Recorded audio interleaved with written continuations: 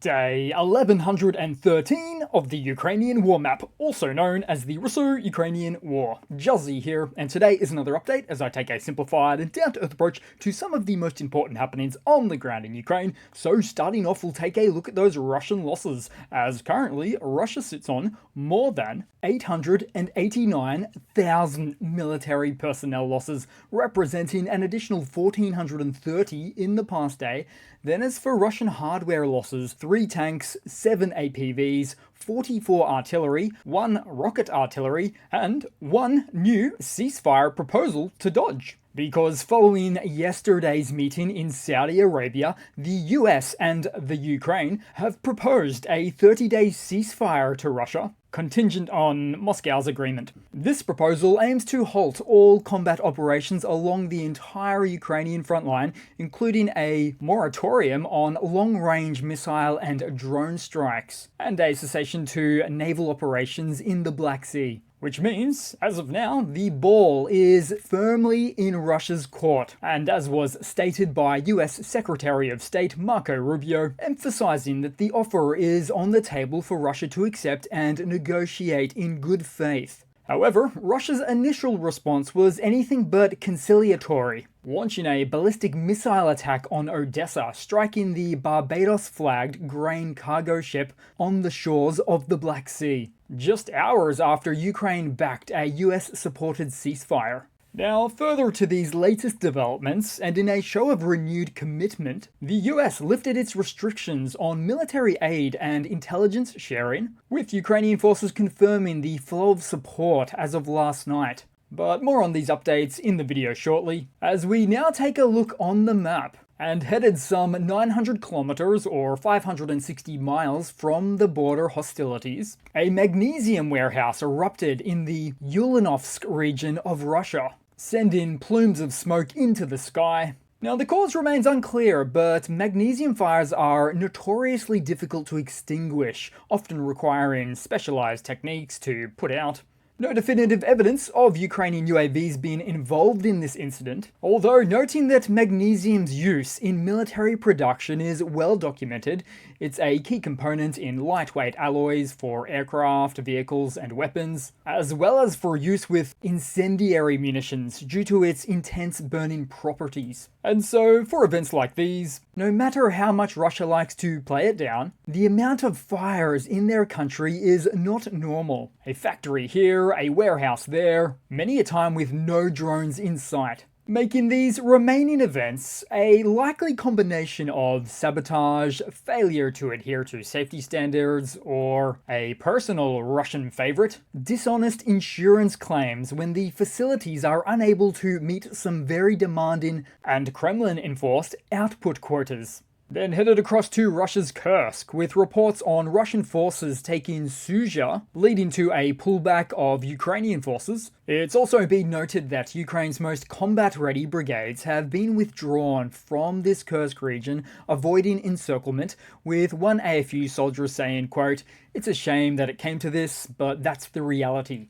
Though, as of now, the extent of the pullback is hard to determine. However, what we have seen to the west of the salient was Russian assault groups trying to enter the territory of Sumy, that is, of Ukraine, near the settlements of Novenka and Zurevka, attacks that ended up repelled and destroyed by the defense forces of Ukraine. These Russian offensive operations, which were essentially attempting to open a new theater of operations into Ukraine, were performed on ATVs. 9 soldiers, in this instance 3 on each ATV, unprotected. And what they were expecting to achieve from this performance remains somewhat questionable, other than dangerously deploying their manpower to test the viability of making it to the next tree line. Then headed down the map to the Donbass, to bordering Luhansk and Donetsk, where Ukrainian defenders from the 30th, the 54th, and the 80th Brigades thwarted a significant Russian offensive in the Seversk direction. Ukrainian forces reported 33 enemy armored vehicles destroyed or damaged across those 3 brigades,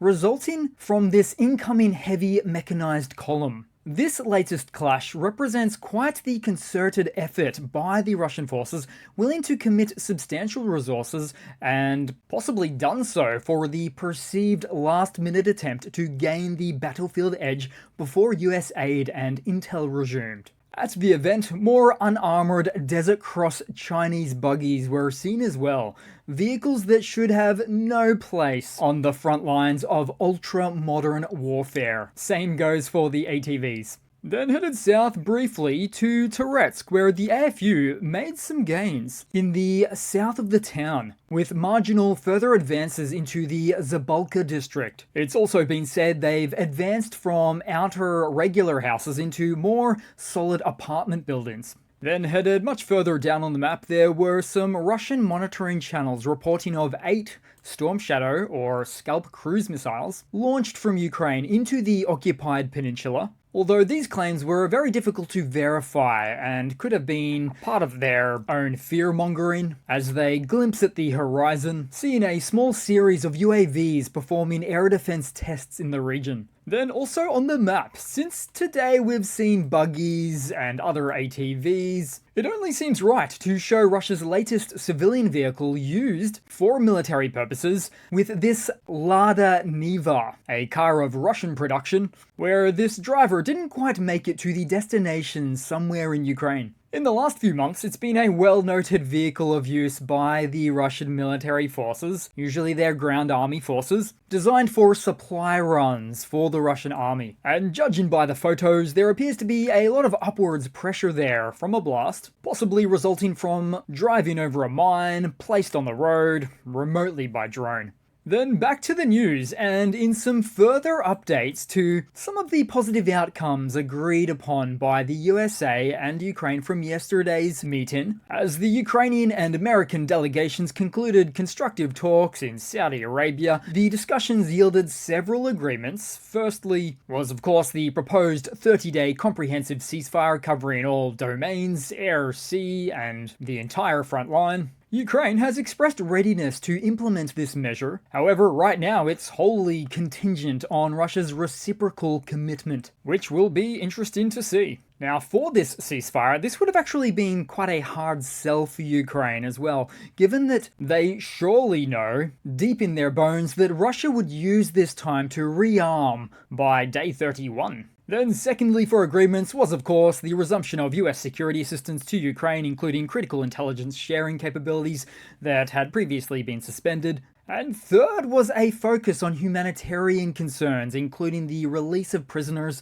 and the return of Ukrainian civilians in Russian custody. Also of the event, there was the recognition of Europe's essential role in future negotiations, ensuring a multilateral approach to the conflict resolution. After the meeting, President Zelensky had later expressed that Ukraine accepts the US proposal for a 30-day full ceasefire, speaking in a direct manner of it to say, quote, "We are ready for peace. The US will need to convince Russia. If they agree, the silence begins immediately. Russia must show its readiness to stop or continue the war. It is time for the full truth." Obviously a reference to putting the ball back into Russia's court, something that they have previously, really time after time, flung that ball as far as they could back into the Ukrainian hands. Now, the Kremlin has yet to formally address the ceasefire proposal, ominously quiet on the matter, likely aiming to determine its own position for both its local and international audience. However, unsurprisingly, Russian State Duma Deputy and Lieutenant General Viktor Sobolev has been vocal in rejecting the US proposal for a full 30-day ceasefire.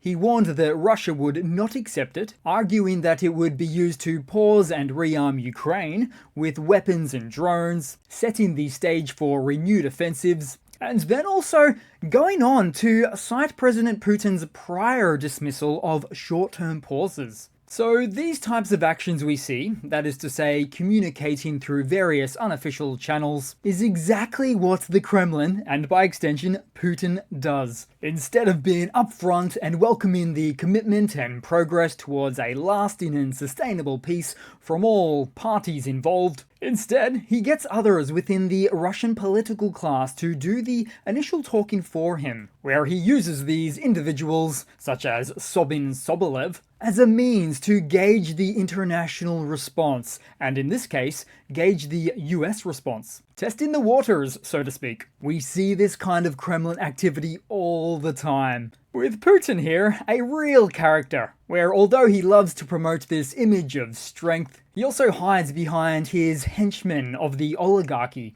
to test how external entities will react to such political maneuvers. And then as for more responses inside their country, Russian ultra-nationalists, including other State Duma figures, mirrored Sobolev's rejection of the ceasefire idea, calling it unacceptable. Kremlin-backed mill bloggers like Boris Rosen also slammed the proposal, calling it a scam or trap, and contending that Ukraine would ditch peace efforts at the earliest chance. I'm reminded of a time-honored tradition in Soviet and post-Soviet Russia, where every accusation is a confession. I can already feel Russia stalling here. Just a convoluted mix of narratives from the Kremlin. One moment Ukraine is weak and on the verge of collapse, politically and militarily. Then in the next moment, Ukraine is all of a sudden the aggressor nation, ready to go on the attack against a country many times its size. So what has Europe's response been to all of this? Well, perhaps their stocks are doing some of the talking, with European aerospace and defense stocks going up marginally today, amid the backdrop of a whopping 26% rise year to date and over 42% rise over the past 52 weeks. French President Macron has called for the development of a security guarantee plan in case a ceasefire is established in Ukraine, and had yesterday convened a meeting in Paris with military chiefs from over 30 countries, including NATO and EU members, as well as representatives from Japan and Australia. The primary objective of the meeting was to discuss the formation of an international security force to provide credible security guarantees for Ukraine in the event of a ceasefire with Russia, and indeed a violated one. The proposed force would be equipped with heavy weaponry and maintain rapid deployment capabilities to respond effectively to any violations of a potential peace agreement. UK PM Starmer on the matter said that Russia must now agree to a truce. Starmer also recalled that the UK will gather leaders this Saturday to discuss the next steps. Now let's take a look at a potential upcoming 30-day ceasefire, shall we? What happens on day 31? It's been said that another 30-day extension is likely, but what might be a more important question to ask is, what happens on day 1? Remembering that the 2014 Minsk I and the 2015 Minsk II agreements barely saw a day of no ceasefire violations by Russia in the course of the 8 years leading up to the 2022 full-scale invasion. These ceasefire breaches were a daily occurrence, often numbering in the hundreds or even thousands, as documented by OSCE monitors. Ultimately, it remains to be seen if Putin adheres to or rejects the ceasefire proposal, and more likely, how creative he will choose to get in rejecting one. That's our Putin. Then headed across to a quick 5-second funny to round off the video, as Russian telegrammers have gone from their embarrassment of the turtle tanks they operate to now showing them off, suggesting they are a formidable asset against opposing Ukrainian forces. That's quite the change in sentiment, because the Russian army has gone from,